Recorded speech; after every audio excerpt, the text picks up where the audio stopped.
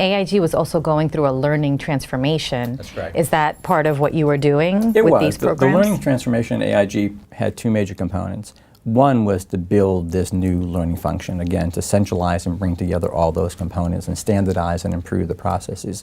The other one, which is more challenging, was to build a learning culture, to actually build a culture that truly valued learning and openly shared that information.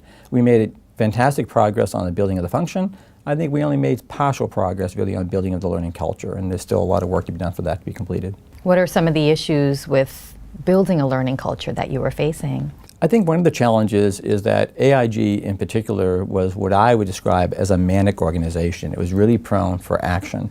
But what it didn't allow time for was time for reflection. And I don't think you can be a learning organization unless you actually had that time for reflection. You know, we often talk about people learn from experience. It's actually not true. People learn by reflecting on experiences. And if you don't have that time for reflection, you really don't build in learning.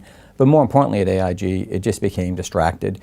We had activist investors and other challenges that actually took some of the energy of the focus on learning away, at least temporarily. How did all of this impact employees?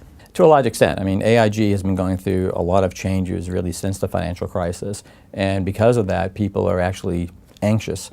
Because of them being anxious, they have a strong sense that they want to be developed. So for them, they have a strong desire to want to get opportunities for learning and development.